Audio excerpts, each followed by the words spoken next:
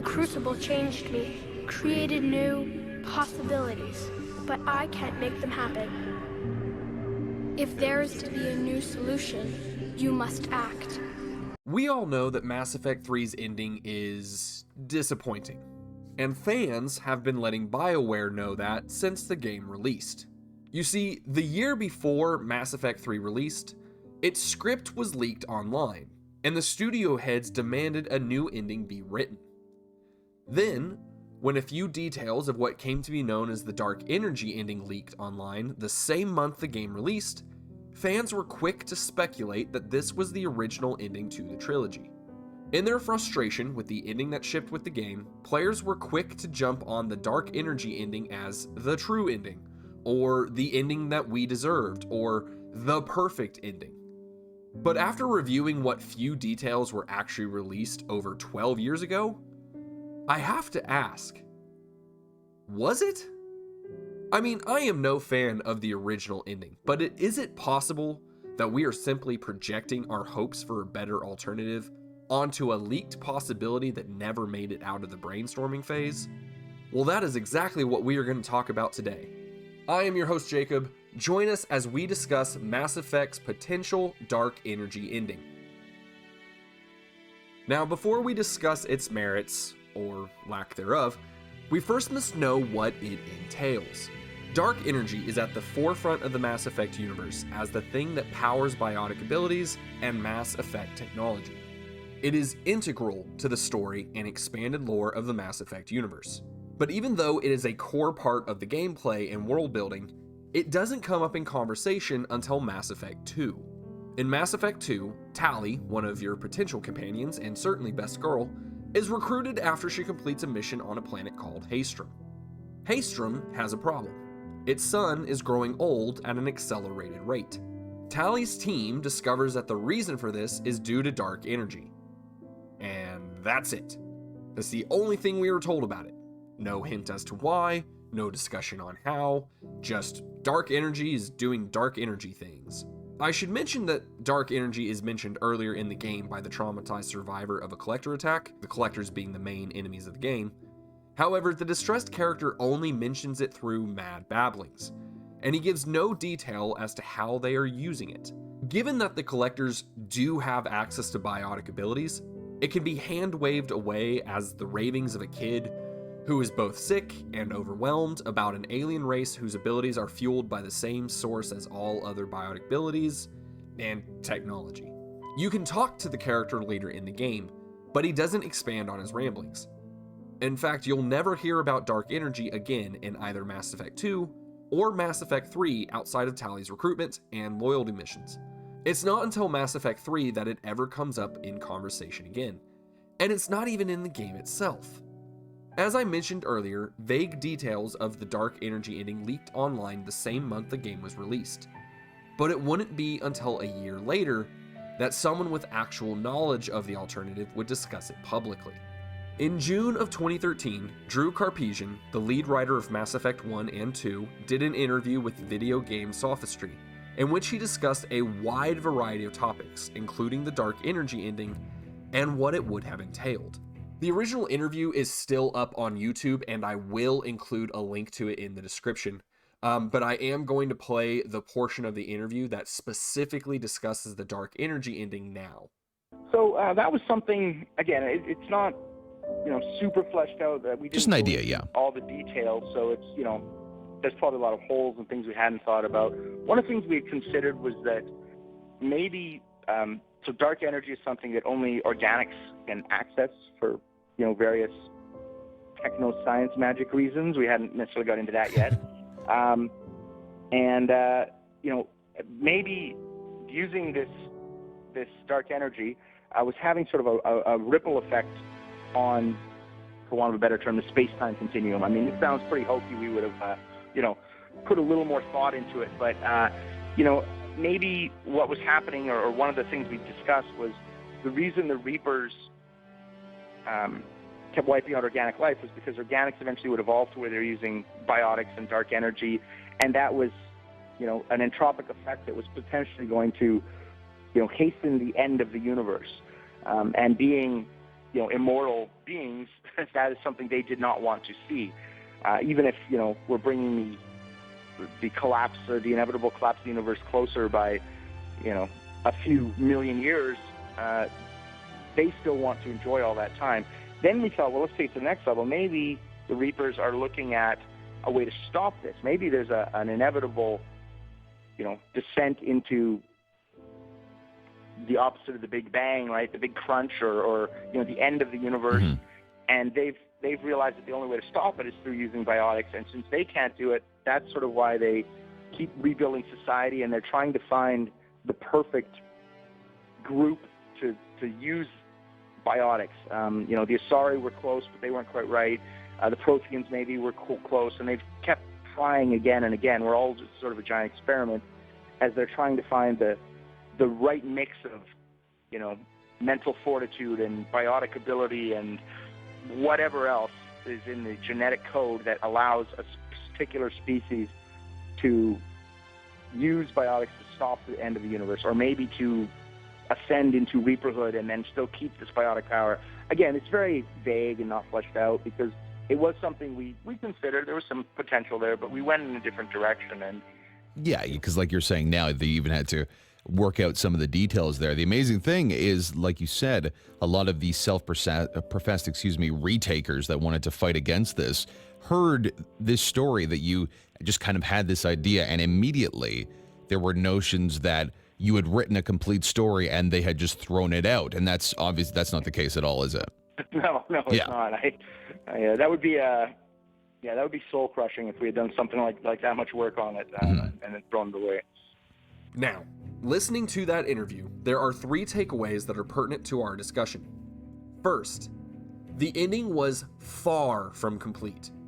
It was just an idea they were bouncing around before Drew left to go work on the Knights of the Old Republic MMO. Second, it started with the Reapers being the bad guys wiping out organics every 50,000 years to extend the life of the galaxy. Third, it evolved into an idea where the Reapers were looking to develop a race of organics that could use biotics and had some other special ingredient in their genetics that would somehow prevent the big crunch.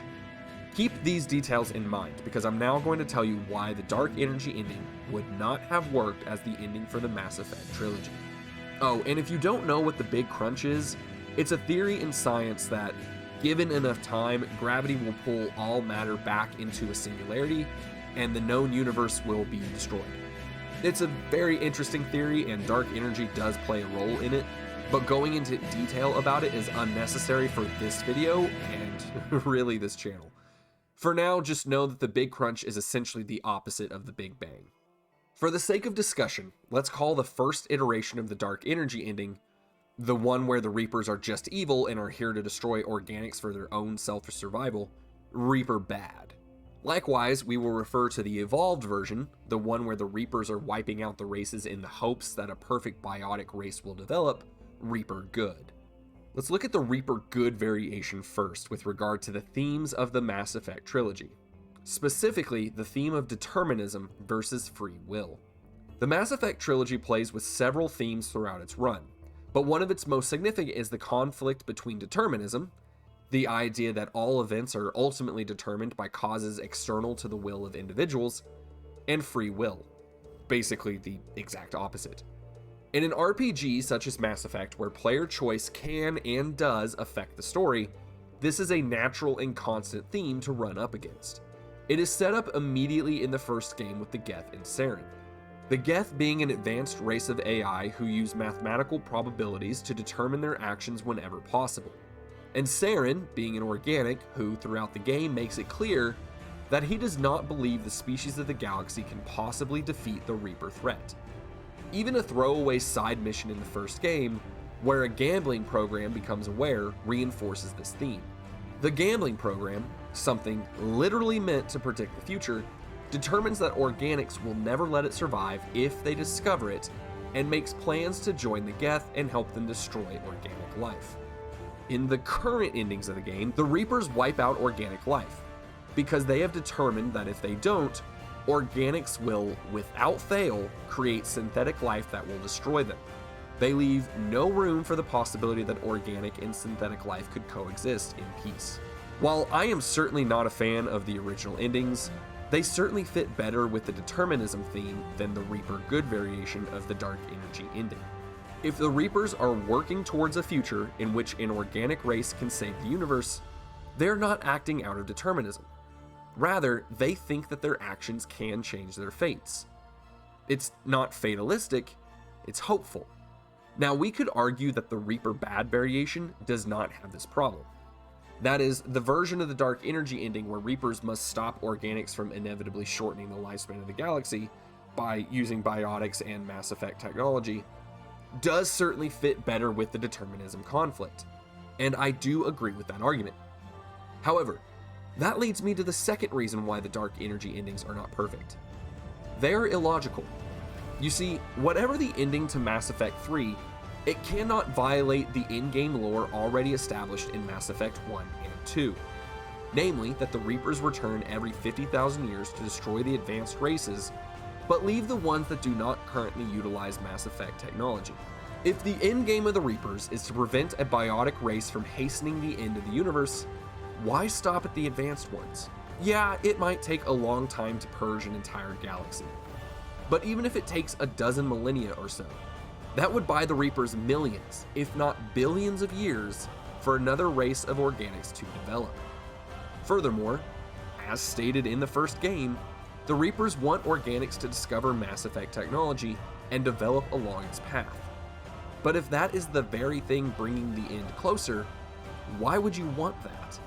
If they destroyed Mass Effect technology, then it would take even longer for any organics that did evolve after the original harvest to start harming the Reaper's life expectancy.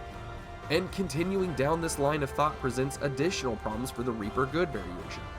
Because if organics don't have access to Mass Effect technology, then they might develop a new technology that is just as effective, but doesn't result in the harmful effects of dark energy.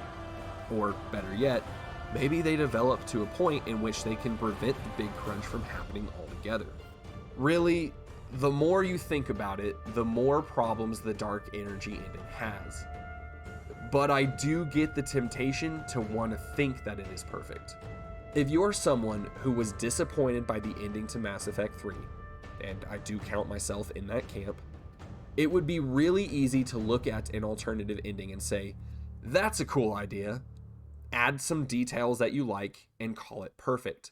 But, unfortunately, just because something works in our head doesn't mean reality will match our perceptions. In fact, Drew said this in that same interview with VGS. You know, I find it funny that fans hear it, they hear a couple things they like, and then in their mind, they add in all the details that they specifically want, and they talk about how awesome it is. And that's the thing with vague ideas, or we always joke that vaporware is always perfect. Anytime someone talks about the new greatest game coming out, it's perfect until it comes out. And it's because we're hopeful. I think people are basically hopeful, and we want it to be great. And so we imagine exactly what we want it to be, but nothing ever is exactly what we want it to be. Hopefully it gives us a different experience that is equally good or better, but I'm a little leery about, going into too much detail, because whatever we came up with, it probably wouldn't have been what people imagine it would be. So, yeah, I think we need to be careful about trying to replace the ending we got with the underdeveloped concept of the, quote, perfect ending, unquote. Honestly, I am not confident that any ending to the Mass Effect trilogy would have been truly satisfying. I mean, the task of bringing a story in which player choices made across 3 separate games and 100 hours of play to a gratifying conclusion is certainly not an easy one. We, as the audience and players, get the benefit of seeing the final product and critiquing things we don't like without having to work within the time, money, and office condition constraints that the writers do. We have the luxury of proposing ideas that we think would be better, and we never have to find out whether or not the consumers agree. But to be fair, thinking of alternatives to portions of games we don't like can be a form of entertainment in its own right. And as long as everyone is doing so in a respectful and humble manner, I wouldn't want to discourage that. So what if, just for fun, we had to use the dark energy ending? What changes would we have to make to it in order that it would work as an effective ending to the trilogy? Well, we need to work within the parameters established in the first 2 games. That means the Reapers need to enact a harvest every 50,000 years, and they need to want organic life to find the Mass Effect array and develop their technology accordingly. Also, since this is the dark energy ending, dark energy needs to come into play somehow, preferably in a way that poses either a problem for organic life, a bonus for the Reapers, or both. Alright, let's think. We know from Mass Effect 2 that the Reapers harvest large amounts of sentient species in order to produce the consciousness for new Reapers. That is how they propagate. So let's say that Reapers return to the galaxy regularly to harvest organic species and preserve it in Reaper form. To better facilitate this, they leave behind the mass relays and Mass Effect technology to ensure that organic species develop along the lines they wish. The reason for this is strictly a practical one. If they know the path that organic technology will develop along, they know their military strength will be able to match organic strength with a minimal loss to Reaper population. However, Mass Effect technology has a drawback: the release of dark energy. While initially benign, chronic release of dark energy in localized space causes negative effects. This might include suns dying sooner than expected, the orbital patterns of planets being altered, etc. When these negative effects begin to present themselves, the Reapers know that organic life is going to start searching for a reason, and they will inevitably determine that it is due to Mass Effect technology. If organics know that Mass Effect technology is the cause of the dark energy emission problems, then they might start looking for alternatives to Mass Effect technology. And if they find an alternative, then Reaper military dominance would be at risk, which would mean that the harvest would be at risk. For this reason, they monitor organic activity, and as soon as they believe organic life is about to discover the negative effects of dark energy, they enact a harvest. However, for logistical reasons, they want the harvest to occur along predictable time schedules. As such, they only harvest the species that are currently advanced enough to utilize Mass Effect technology. Yeah, I think that works.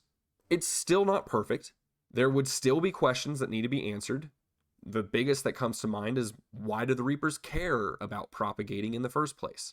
And we would probably need to do a little extra polishing in the writing room to ensure that it matched with the themes adequately enough. But hey, this was just for fun.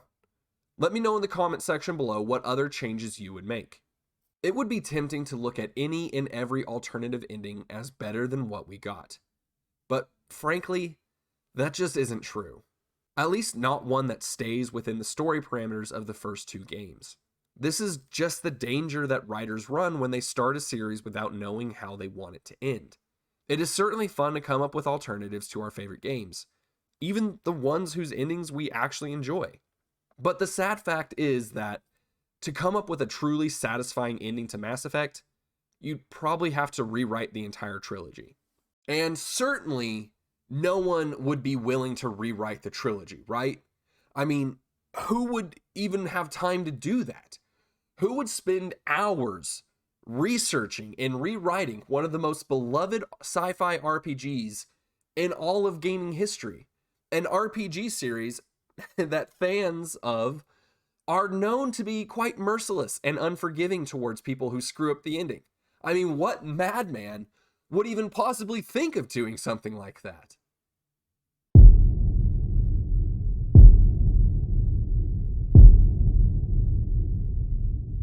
I'm Commander Shepard, and this is my favorite channel on YouTube.